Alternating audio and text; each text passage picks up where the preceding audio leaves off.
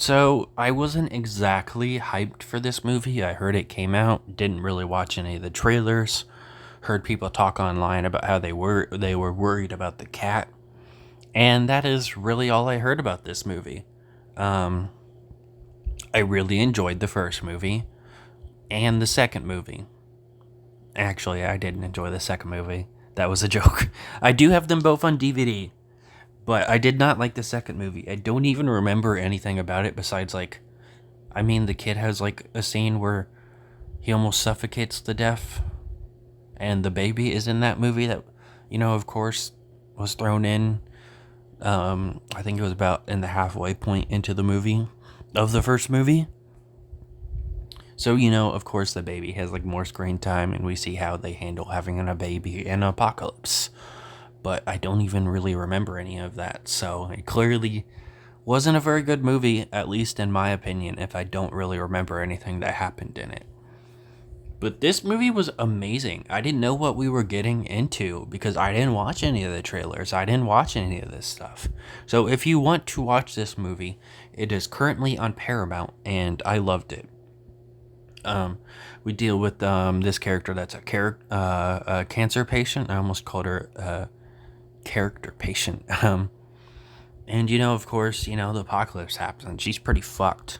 You know, do you really want to live in a world with these aliens that kill people if you're not quiet when you're already dying from cancer?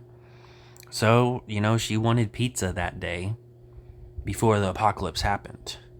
So she vows that she's gonna get her last slice of pizza before she dies. Because it's the end of the world. It could be the last pizza in the world. We have, I think it's the dude that was in Hereditary and in the movie Old. He doesn't really do much here. Unfortunately, he dies. Turns a generator off.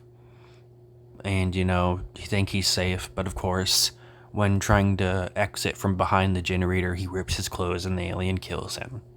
We also have the dude who played Korath in two MCU movies, Guardians of the Galaxy 1 and Captain Marvel.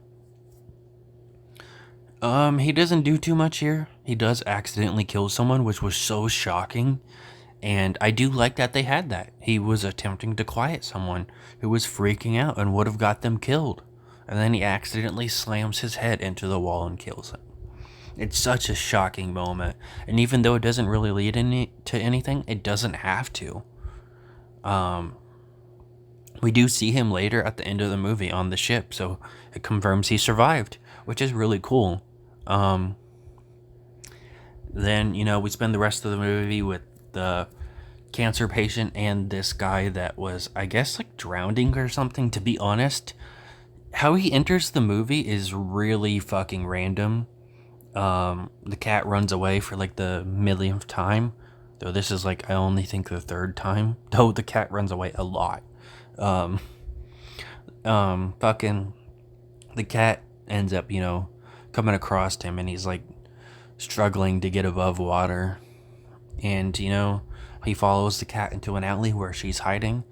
And now for the rest of the movie, they're together, though she does try and ditch him multiple times because she doesn't really want anyone with her. They go to her apartment. We see a really cool scene because the door was locked. So to get the door open without alerting the creatures, it is raining and thundering. So they wait until the thunder strike happens to kick the door down. And then there was also a scene where I thought she was going to commit suicide. Because she just fucking yells out of nowhere. But then I remembered, oh, it's the thunder. She's just trying to let out the pain and the absolutely craziness of this situation. And then he does it too. I think I might like this more than the first movie. I don't know. They're both really good. We'll just pretend Quiet Place 2 didn't happen. And Quiet Place and Quiet Place Day 1 are the only ones. They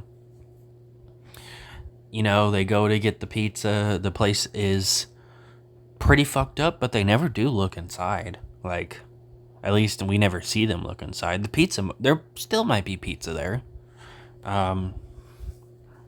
But they don't look inside. It's not like they think creatures are in there and anything. It's kind of like burned down and messed up. He ends up going to a different pizza place, and, He finds the pizza and brings it to her. What really fucking sucks about this is because, it's a movie. We're not going to watch her eat several slices of pizza or something. So we only see her like take a bite or two of pizza and have a drink, and then they have like a dancing scene together, and you know, referencing her childhood that she talked about earlier in the movie about how her dad played piano before he had also died from cancer. Eventually, they bring back the boat plot they had talked about pretty early on in the movie about how these creatures can't swim. So, she helps him by distracting the creatures. She breaks a bunch of car alarms, taps on stuff, gets the creatures to come to her so he and the cat can escape. Well, unfortunately, not all the aliens were chasing after her, so some start chasing him. But they don't get him. He makes it into the water with the cat, he makes it onto the ship, he's safe. And the movie ends with her listening to music with her headphones in, and then unplugging them and the creature hopping down. She accepted her fate because she got what she wanted. Very beautiful ending, and it left me shocked. I expected it to happen, but the way they did it was just fucking beautiful. This is such a good horror movie, and I cannot recommend it enough.